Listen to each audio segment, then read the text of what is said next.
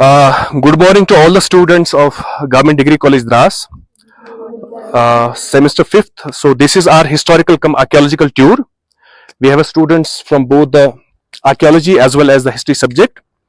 So we initiated this historical cum archaeological tour with a very important archaeological site, which is actually a sculptural sanctuary or iconographic sanctuary. And this iconographic sanctuary is located at a place called Tesbu, which is just 1-2 kilometers away from the Dras market. So we are here. You might have seen all these sculptures over there. There are 5-6 sculptures which are made of stone. And you might have also read the Archaeological Survey of India's board, which speaks about what this sanctuary of sculptures is all about.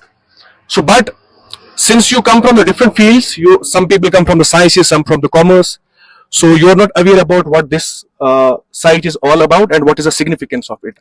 So we'll just try to contextualize कि ये site किसके बारे में है, हमें क्या information देती है. तो we'll not directly start with this Tesbu site with these sculptures. Rather, we would contextualize कि ये जो सारे sculptures है, ये किस religion के से belong करते हैं और उस रिलीजन में किस स्कूल से बिलोंग करते हैं. तो let's start with this thing that among the various religious traditions in India, in ancient India में बहुत सारे रिलीजियस ट्रेडिशंस इमर्ज हो गए.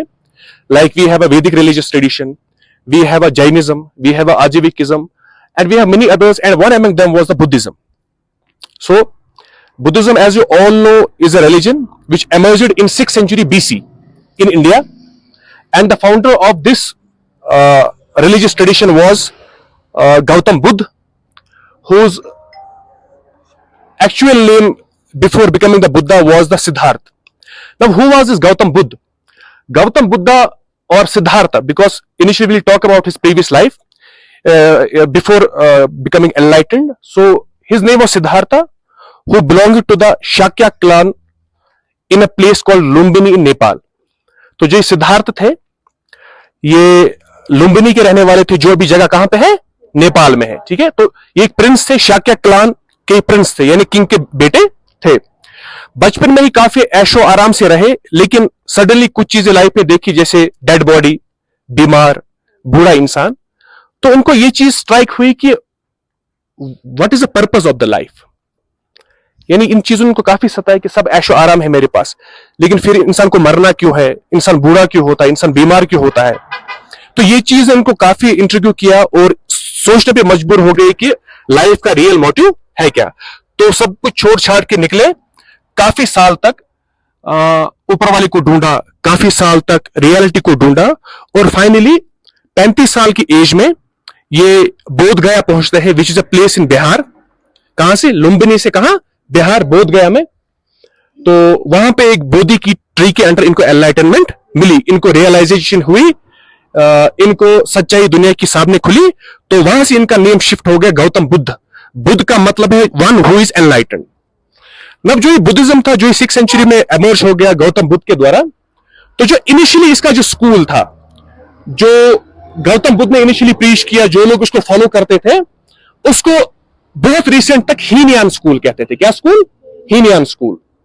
लेकिन पॉपुलर और एकेडमिक डिस्कोर्सेज में इस नाम पे कंट्रोवर्सी उठी. हीनयान का मतलब होता है लेसर स्कूल. तो कुछ लोगों ने ऐतराज किया, कहा कि this name is not appropriate, why is our path as a lesser school.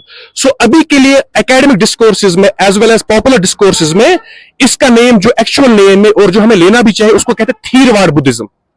क्या कहते हैं? Theravada Buddhism. So the earliest school of Buddhism which emerged Buddha के साथ साथ ही में, तो उसको हम थीरवाड़ बुद्धिज्म कहते हैं. पहले हीनयान कहते थे, लेकिन अब जो है उस नाम पे कंट्रोवर्सी है. एक्चुअल नेम जो हमें लेना चाहिए, जो राइट भी, वो है थीरवाड़ बुद्धिज्म. अब जब थीरवाड़ बुद्धिज्म जो था, थीरवाड़ बुद्धिज्म गौतम बुद्ध को एक एनलाइटेंड बीइंग मानते थे. वो बीइंग जिसको सच्चाई की रियलाइजेशन हुई. और जो ये स्कूल था, ये बुद्धा को एज अ गॉड वर्शिप नहीं करते थे. पहली चीज, ये बुद्धा को मैसेंजर मानते थे, वो इंसान, वो पुरुष जिसको दुनिया की हकीकत, आखिरत की हकीकत पता चलिए, और ये स्कूल बुद्धा की वर्शिप नहीं करता था, यानी उसकी आइडल की वर्शिप नहीं करता था। दो चीजें। तीसरी चीज, जो ये थीरवाड स्कूल ऑफ बुद्धिज्म था, इसका जो सारा लिटरेचर था वो एक लैंग्वेज में था, उसको पाली लैंग्वेज कहते हैं। क्या कहते हैं? Pali language. Now with the passage of the time around, और एक और इंपॉर्टेंट चीज, जो ये स्कूल था थीरवाड बुद्धिज्म, ये कहता है सैल्वेशन हासिल करने के लिए, मुक्ति पाने के लिए, फॉर एग्जाम्पल जन्नत पे जाने के लिए इंसान को अपने दम पे कोशिश करनी चाहिए। हर एक इंसान को अपने लेवल पे खुद ही कोशिश करनी, कोई दूसरा इंसान किसी दूसरे इंसान के लिए सैल्वेशन हासिल नहीं कर सकता है। लेकिन with the passage of the time, first century AD, Gautam Buddha का कब थे? 6th सेंचुरी बीसी में। टाइम आते आते कहां पहुंचा? First century AD. First century AD में जो पूरे नॉर्थ इंडिया में एक फेमस डायनास्टी या एम्पायर जो रूल करती थी, उसको हम कुषाण एम्पायर कहते हैं। क्या कहते हैं? कुषाण एम्पायर। ये सारे सेंट्रल एशिया से आए थे, इनने नॉर्थ इंडिया पे पूरा रूल किया था। और इनके फेज में इनके द्वारा काफी रिलीजियस डायलॉग्स हुए, और इनके द्वारा एक बुद्धिस्ट काउंसिल हुआ, जिसको हम थर्ड बुद्धिस्ट काउंसिल कहते हैं। ये एक मीटिंग हुई जहां पे बहुत से मंक्स को, बहुत से सेंट्स को लाया गया, और बुद्धिज्म को लेके, उनकी किताबों को लेके काफी जो है डायलॉग हुआ, काफी बातचीत हुई। और इसी फर्स्ट सेंचुरी एडी में जब इंडिया में कुषाण रूल करते थे, तो बुद्धिज्म का एक नया स्कूल एमर्ज हुआ, जिसको हम महायान बुद्धिज्म कहते हैं। और महायान का मतलब है ग्रेटर स्कूल, ग्रेटर स्कूल। अब जो ये महायान बुद्धिज्म जो था, इसके बहुत अच्छे जो प्रोपोनेंट्स थे, नागार्जुन था, अश्वघोष था, या बाकी जो स्कॉलर्स थे। लेकिन सबसे पहले सवाल यह होता है कि जो ये महायान बुद्धिज्म था, इसका डिफरेंस किसके साथ क्या था, यानी थीरवाड बुद्धिज्म के साथ इस कैसे डिफर करता था। सबसे पहले मैंने आपको बात बोली कि थीरवाड बुद्धिज्म जो था वो बुद्धा को एक एनलाइटेंड बीइंग मानता था, वो उसको गॉड। लेकिन महायान स्कूल का जो था, उन्होंने गौतम बुद्ध को डीफाई किया। Now they began to worship Buddha in the idol form, so deification of Buddha happened. अब ये गौतम बुद्ध की इबादत करने ये पहले लग गए। थीरवाड तो नहीं करता था, लेकिन महायान स्कूल ने उसकी इबादत करना स्टार्ट किया। नाउ थीरवाड बुद्धिज्म वो खाली मैसेंजर था, एक एनलाइटेड बीइंग था। अब यहां पे उसकी गॉड की शक्ल में उसको इबादत करने लग गए। दूसरी चीज, गौतम बुद्ध के अलावा बाकी छोटे छोटे डीटीज की भी इबादत करनी होगी, जिनको हम बोधिसत्वास कहते हैं। बोधिसत्वास वो होते हैं, वो इंडिविजुअल्स जो बुद्धिज्म के पाथ पे चलते हैं, और अपने लिए नहीं बल्कि पूरे सेंटिएंट बीइंग्स के लिए, आपके लिए, मेरे लिए सैल्वेशन हासिल करते हैं।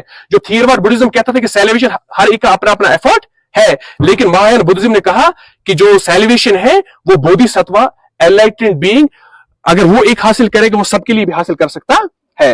यानी दूसरी चीज जो सैल्वेशन से लोग डिफर करते हैं थीरवाड बुद्धिज्म से, थीरवाड बुद्धिज्म कहता था कि सैल्वेशन हर एक इंसान अपने लिए इंडिविजुअली ले सकता है, लेकिन महायान बुद्धिज्म ने कहा नहीं, बोधिसत्वा जो है वो बाकियों के लिए भी जो है सैल्वेशन ले सकते हैं।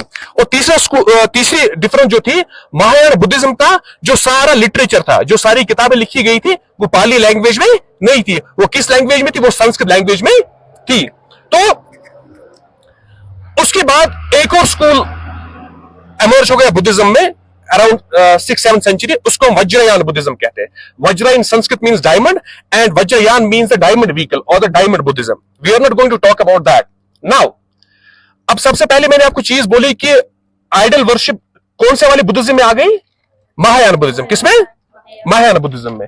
और ये किन किन की इबादत करने लग गए महायान बुद्धिज्म वाले? बुद्धा की भी और बोधिसत्वास की भी। बोधिसत्वास वो इंडिविजुअल्स हैं जो बुद्धा के पाथ पे चले ताकि सारी दुनिया के लोगों के लिए सैल्वेशन हासिल करें। Now I am asking you a question कि जब मैंने आपको डिफरेंशिएशन समझाई थीरवाड बुद्धिज्म और महायान बुद्धिज्म में, आपके हिसाब से जो ये तेस्पो की साइट है जहां पे स्कल्पचर्स है 5, ये किस स्कूल ऑफ बुद्धिज्म से बिलोंग करते होंगे? Very good. So this particular site Theravada Buddhism, this particular site तेस्पो, और जो यहां पे स्कल्पचर्स है, they all belong to a particular school of Buddhism, that is the Mahayana Buddhism, जो 1st सेंचुरी एडी में एमर्ज हो गया। Fine.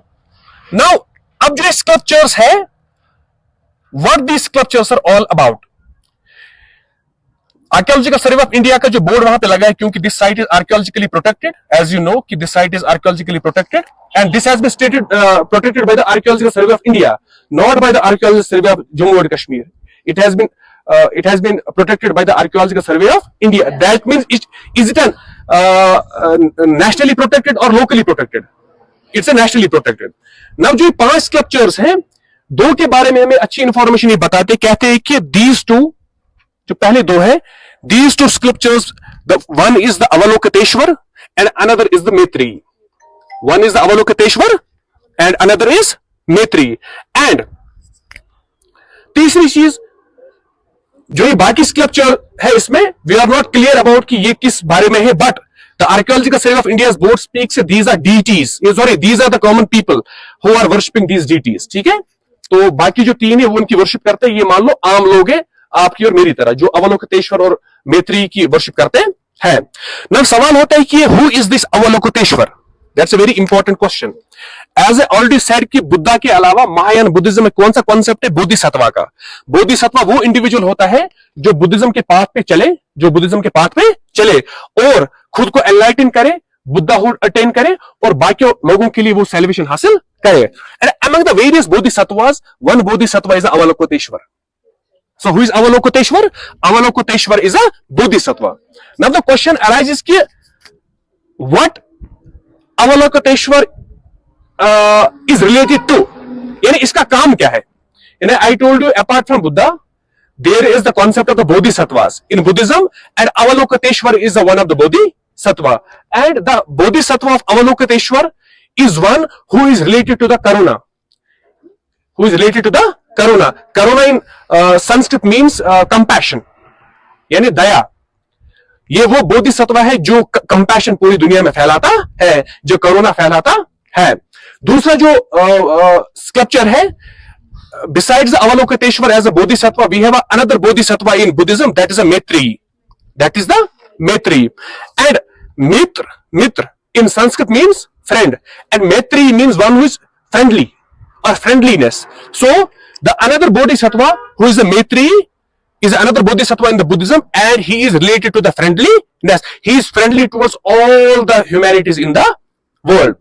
Now, these are the things. First thing I told you, these sculptures belongs to the Mahayana school of Buddhism, because the image worship or the idol making or the sculpture making or the iconography making is a part of very much of the Mahayana Buddhism. So all these sculptures speak they belong to the Mahayana Buddhism. Now we have another evidence. We have another evidence how they belong to the Mahayana Buddhism. Of which language I told you Mahayana Buddhism writes its literature? Sanskrit. So you can see on the second inscription. I'll show you very closely थोड़ी देर में। यहाँ पे संस्कृत में inscription है। So the inscription which is on the second sculpture there, I would request Manzoor sir to have a close look of this. Please, Anayat, you do have a close look of it. So this is a second sculpture. Please come closer. So can you see this second sculpture? इसके side में क्या लिखा है हिंदी में? दिख रहा है आपको? दिख रहा है ना हिंदी में? ये ना इस वाले सेकंड में, ये सेकंड वाले के साइड में जहां मेरा हाथ जा रहा है डायरेक्शन में, सबको दिख रहा है? किसमें लिखा है? ये संस्कृत में है। ठीक है, ये संस्कृत में है। चलो पीछे आप। सो जो दूसरी हमें एविडेंस मिलती है कि दिस जो आइकोनोग्राफीज है, दीज आइकोनोग्राफीज ये महायाना स्कूल ऑफ बुद्धिज्म से है, क्योंकि महायाना स्कूल ऑफ बुद्धिज्म का जो ऑफिशियल लैंग्वेज था, लिटरेचर, वो संस्कृत था। तो इस स्कल्पचर पे जो हमें लिखाई मिलती है, that is again inscription. It is both a sculpture as well as inscription, a sculpture which carries inscription, यानी वो स्कल्पचर जिसपे इंस्क्रिप्शन भी है। तो ये भी हमें ये पता करती इंफॉर्मेशन देती है कि ये जो है ये सच में महायाना बुद्धिज्म से बिलोंग करते हैं।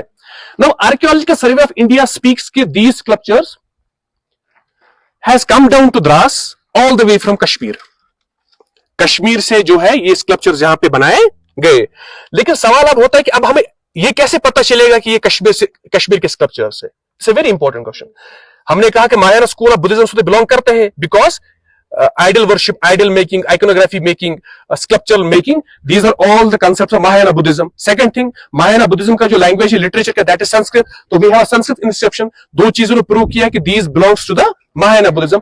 Now, Archaeological Survey of India tells us कि ये जो sculptures यहाँ पे है, ये कहाँ से बनाए गए हैं या कहाँ से लाए गए हैं? वो कश्मीर से। वो हमें कैसे पता चलेगा? I'll tell you how. Kashmir has been a very important center of Buddhism. 3 council जो पहले बुद्धिज्म के बड़े हुए, मीटिंग्स हुई जहां पे काफी चीज डिस्कस हुई। चौथा काउंसिल जो हुआ बुद्धिज्म का, 4th Buddhist council, that has been happened in Kashmir. that has happened in Kashmir. और यही कुशान टाइम पीरियड था जब फर्स्ट सेंचुरी में लोग रूल करते थे, तो कश्मीर में बुद्धिज्म का सेंटर हुआ और कश्मीर से बहुत बड़े बुद्धिज्म के स्कॉलर्स उठे, जैसे कुमार जीव एक था या धर्मकीर्ति एक था, बहुत बड़े स्कॉलर्स वहां से उठे हैं. लेकिन अब हमें पता कैसे चलेगा कि these sculptures they have all the way come from the Kashmir. देखो, एक होती है लैंग्वेज है, उर्दू भी है, इंग्लिश भी है. दूसरा है हम लैंग्वेज को किस स्क्रिप्ट में लिखते हैं. फॉर एग्जांपल, अगर मैं लिखूंगा MERA, क्या हुआ ये मेरा, NAAM क्या हुआ, HAROON, HAI क्या है. इसकी लैंग्वेज क्या है, उर्दू. इसका स्क्रिप्ट क्या है, इसका स्क्रिप्ट रोमन है. इसका स्क्रिप्ट रोमन, यानी एक होती लैंग्वेज, फिर तो लैंग्वेज हम किस पैटर्न में लिखते हैं. इसी तरीके से 8वीं शताब्दी में, 8th सेंचुरी एडी में, कश्मीर में एक अपना स्क्रिप्ट एमर्ज हो गया. कश्मीर में एक अपना स्क्रिप्ट एमर्ज, यानी संस्कृत लिखने का एक अपना तरीका एमर्ज उन्होंने किया. उसको हम शारदा स्क्रिप्ट कहते हैं. क्या कहते हैं, शारदा स्क्रिप्ट. यानी ये कश्मीर के अलावा कहीं और पे एमर्ज. और इंपॉर्टेंट बात, जो ये इंस्क्रिप्शन यहां पे लिखा है, लैंग्वेज तो इसकी संस्कृत है, लेकिन इसका स्क्रिप्ट शारदा है. और जब इसका स्क्रिप्ट शारदा है, तो शारदा स्क्रिप्ट कहां से एमर्ज हुआ था. So it makes us clear that these sculptures have all the way come from the Kashmir. So you can see all these sculptures. पहले मैं आपको बताता हूं, प्लीज थोड़ा क्लोज लाइए. आप भी आइए, आना क्लोज, यहां से ले लीजिए. So ये आपको बोधिसत्व दिख रहा है, हेड है ऊपर, then you can see the legs, then other decorations. ठीक है. अब जो हमारा दूसरा वाला स्कल्पचर है, ये स्कल्पचर भी थोड़ा इसमें पूरी तरीके से हमारे पास प्रिजर्व नहीं है, दूसरा वाला, लेकिन इसके लेफ्ट साइड में हमें हिंदी का ये संस्कृत इंस्क्रिप्शन मिलता है जो शारदा लैंग्वेज में है. तो बाकियों पे भी मिलता है, तीसरे पे भी मिलता है, और उसके अलावा एक दो तीन और हैं. ठीक है. तो अगर मैं आपसे अब आइए पीछे, तो थोड़ा क्लोज आइए आप लोग. अगर मैं आपसे सबसे पहला सवाल पूछूं कि तेजबू में जो ये है, इस पूरी को हम क्या कहेंगे.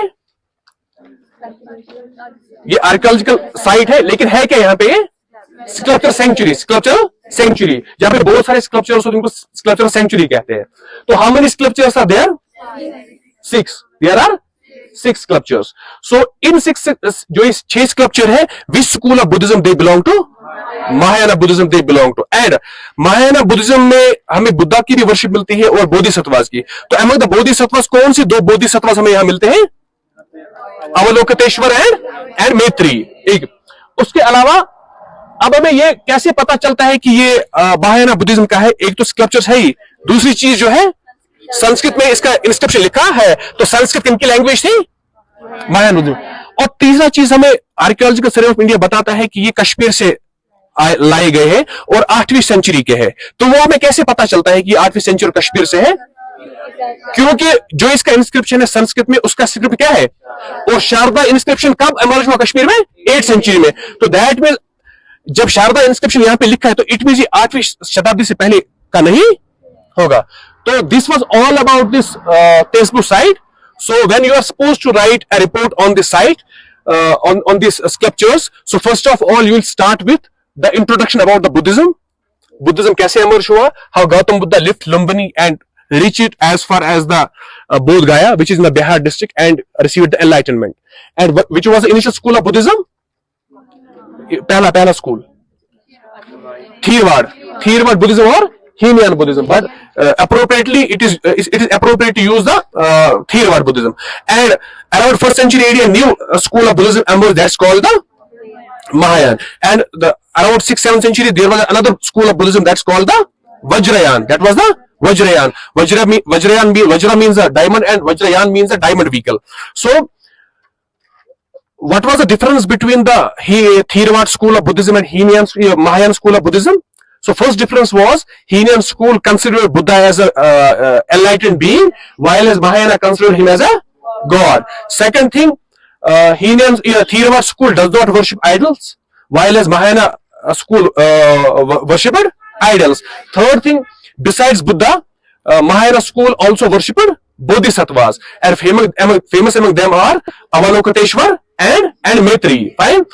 Fourth thing, the language of the Therwad school was Therwad school, Pali, and the language of the Mahayana school was Sanskrit. So then we have to come down to the Tesbu. We'll start ki Tesbu is an archaeologically protected site, 2 kilometers away from the Dras. So then we'll write about this site. Ki this site belongs to the Mahayana Buddhism. How it belongs to the Mahayana Buddhism, then we will give our own reasons. And then we'll minutely discuss all these sculptures and what's the significance of all these sculptures. And then this is how we'll be able to conclude our tour report. Fine, is that okay?